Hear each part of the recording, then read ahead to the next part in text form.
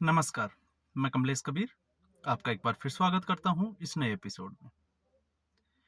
आज एक बार फिर हम बात करने वाले हैं अरविंद केजरीवाल की।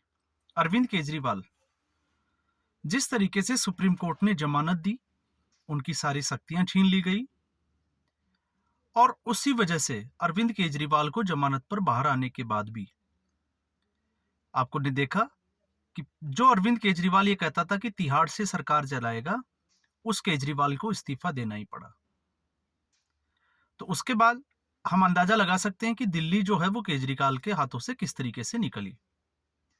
और फिर उसी में द इंडियन एक्सप्रेस पे आपको पता ही होगा एक आर्टिकल छपा था और उसमें पूरी संभावना ये जताई गई कि दिल्ली सरकार का खजाना जो है वो खाली हो रहा है और नवंबर दिसंबर दिसंबर आते आते जो है वो कर्मचारियों को वेतन देने के लिए भी पैसा नहीं रहेगा।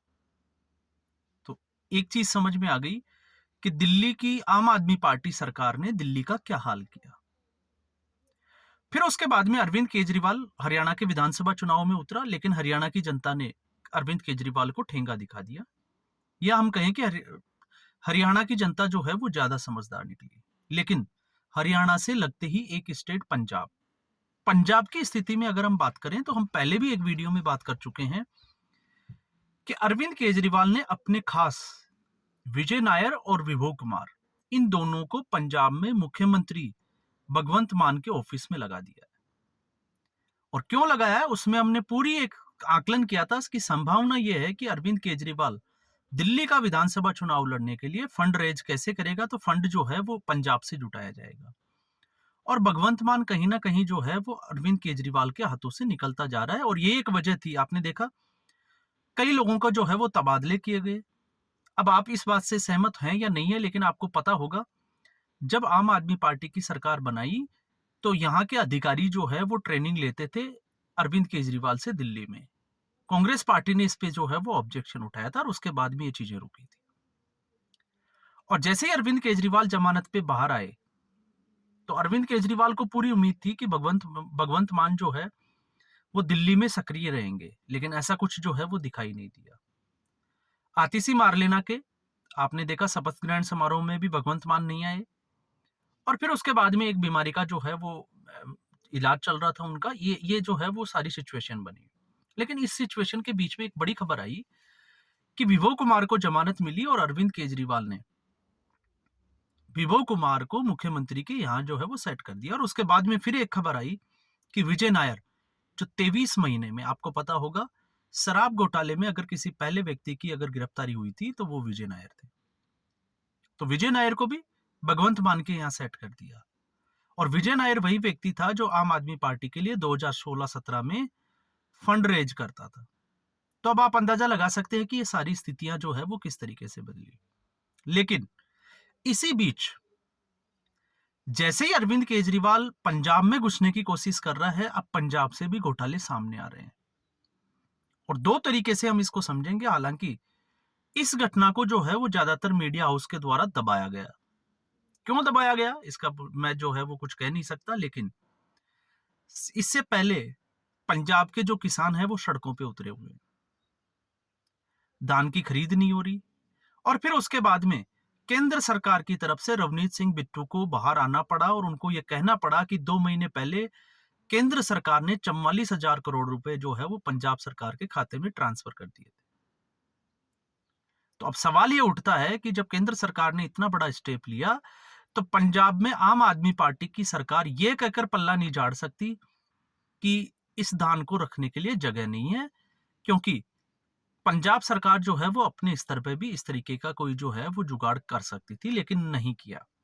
तो इससे आप लगा सकते हैं मनसा कि आम आदमी पार्टी की जो सरकार है उसकी मनसा क्या है। लेकिन इसी बीच पंजाबी यूनिवर्सिटी में एक सुनवाई हुई और सुनवाई थी पंजाब यूनिवर्सिटी से जितने भी एफिलिएटेड कॉलेज है जो उसके अंतर्गत आते हैं। तो यूनिवर्सिटी पंजाब सरकार की, उसके अंतर्गत आने वाले कॉलेज पंजाब के और उसमें पढ़ने वाले बच्चे भी जो है वो पंजाब के। पोस्ट ग्रेजुएशन की, लेकिन उनको आज तक जो है वो कई सालों से कई बच्चों को जो है वो डिग्रियां नहीं मिली। इस मामले की सुनवाई हुई, लेकिन सरकार की तरफ से कोई वकील भी जो है वो वहां पे मौजूद नहीं था। ये कोर्ट की कार्रवाई की बात कर रहा हूं मैं, Punjab and Haryana high court की। और उसके बाद में जब इस पर सुनवाई हुई तो केंद्र सरकार की ओर से उपस्थित वकील ने जब ये कहा, अब आप सोच के देखिए कि केंद्र सरकार ने इस पूरे मामले में, क्योंकि ये मामला क्या था उसको अगर थोड़ा सा हम प्रकाश में लाएं, तो मामला ये था कि जो भी बच्चे जिनको स्कॉलरशिप दी जाती है उसमें एक हिस्सा जो है वो केंद्र सरकार का होता है और बाकी राज्य सरकार का। तो केंद्र सरकार ने अपने हिस्से की जो राशि है वो बहुत पहले ही पंजाब यूनिवर्सिटी को ट्रांसफर कर दी, पंजाब सरकार को ट्रांसफर कर दी। तो फिर पंजाब सरकार के अंडर में आने वाली पंजाब यूनिवर्सिटी में इन बच्चों की ये सब्सिडी जो है वो क्यों रोकी गई, और रोकी गई तो फिर ये पैसा कहां गया? तो पंजाब अब किस तरफ जा रहा है रेवड़ी कल्चर से, ये हम देख चुके हैं। और आम आदमी पार्टी के आने के बाद जो स्थिति हुई है उसका आप अंदाजा लगा के देखिए। इससे पहले पीएसपीसीएल के अधिकारियों ने भी चेतावनी दी थी कि 300 यूनिट की जो बिजली का जो फ्री का जो वादा किया गया था उसका वापस से रिव्यू होना चाहिए, क्योंकि इससे सब्सिडी की जो पैसा है वो सीधा इन कंपनियों को चला जाता है और कुछ बचता नहीं है। और वैसे भी पंजाब सरकार का जो बजट है वो सालाना बजट 1,10,00,000 के आसपास है, 1,10,000 करोड़ के आसपास, और उसमें से 95 से 97% जो है वो इन सब्सिडियों में और इन्हीं स्कीमों में जो है वो खर्च हो जाता है। तो आप अंदाजा लगाइए कि पंजाब सरकार के पास पैसा आएगा कहां से। और अगर नहीं आएगा तो फिर यही स्थिति बनेगी कि जो स्कीमों के पैसे केंद्र सरकार से दिए जाते हैं उनको रोका जाएगा, और रोकने के बाद में इन पैसों का इस्तेमाल जो है वो दूसरे राज्यों में विधानसभा चुनावों के लिए खर्च किया जाएगा। तो आप देखिए दिल्ली दिल्ली की स्थिति आपको हमने बात की, और दिल्ली में भी इसी तरीके का, क्योंकि अरविंद केजरीवाल की पार्टी जो है वो हमेशा शिक्षा के मॉडल का एक दावा करती है कि उन्होंने जो है वो बहुत बेहतरीन एक मॉडल दिया है। अब उस मॉडल को भी थोड़ा सा हम समझें, तो यहाँ के शिक्षक जो है वो विदेशों में जाते हैं ट्रेनिंग के लिए। पंजाब के शिक्षकों को भेजा गया, अलग अलग जो है वो जत्थों में भेजा गया। तो आप अंदाजा लगा के देखिए कि अगर दिल्ली का शिक्षा मॉडल इतना अच्छा है तो पंजाब के शिक्षकों को दिल्ली क्यों नहीं भेजा जाता? और दिल्ली में जब ये शिक्षा मॉडल की बात करते हैं कि हमने इतने स्कूल बनाए, हमने ये किए, तो आपको पता होगा पिछले ही साल एक मुद्दा उठा था कि 6 लाख बच्चों को जो है वो स्टेशनरी प्रोवाइड नहीं की गई, और उसके बाद में एमसीडी ने इसके ऊपर एक्शन लिया था। उस बात को भी हमें जो है वो नजरअंदाज नहीं करना चाहिए। तो घोटालों से अरविंद केजरीवाल का, जिसको कहे, चोली दामन का साथ हो गया है। और अब तो स्थिति ये आ गई है कि अरविंद केजरीवाल जहां भी जाते हैं, गोवा में चुनाव लड़ना था, शराब घोटाला कर बैठे साउथ की लॉबी के साथ मिलकर। अब सारा जब पैसा रुक गया, इंडस्ट्रियलिस्ट बिजनेसमैन समझ गए कि अरविंद केजरीवाल जो है वो इसी तरीके की राजनीति करते हैं और उनका राजनीतिक भविष्य जो है वो अंधकार में जा रहा है, तो ऐसी स्थिति में अब उनसे दूर हो रहे हैं। तो अब दिल्ली विधानसभा चुनाव की चुनौती है, फंड इकट्ठा करना है। तो अब एक ही स्टेट बचता है और वो है पंजाब स्टेट। तो पंजाब स्टेट में किस तरीके से घोटाले किए जाए या पंजाब स्टेट को किस तरीके से लूटा जाए, अब ये जो है वो बड़ा दिलचस्प हो जाएगा, क्योंकि इसमें अब भगवंत मान और अरविंद केजरीवाल में आमने सामने का टकराव भी देखा जा सकता है। और अगर भगवंत मान ने ऐसा संभल की स्थिति को नहीं संभाला तो हो सकता है कि पंजाब की सरकार के ऊपर भी जो है वो बहुत बड़ा एलिगेशन लग जाए और बहुत बड़ी परेशानी में जो है वो जा सकती है। क्योंकि आपने देखा 1,000 रुपए महिलाओं को जो वादा किया गया था, अभी उसकी भी घोषणा जो है वो सरकार हर चुनाव में, अभी भी जो है वो बाई इलेक्शन चल रहे हैं, भगवंत मान सामने आए और उन्होंने जो है वो फिर एक बार कहा कि महिलाओं को पंजाब सरकार 1,000 रुपए देने जा रही है, लेकिन कब से देगी ये पता नहीं, 2 साल होने को आ गए।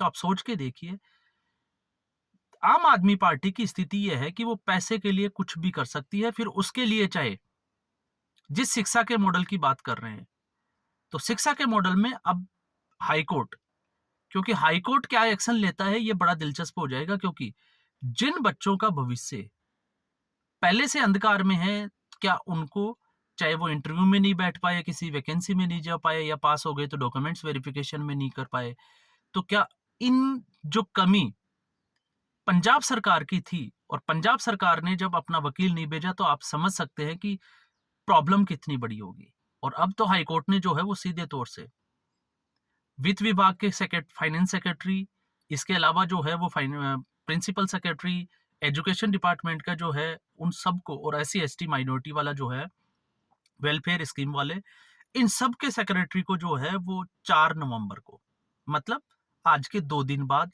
कोर्ट में हाजिर होने के सख्त आदेश दिए हैं।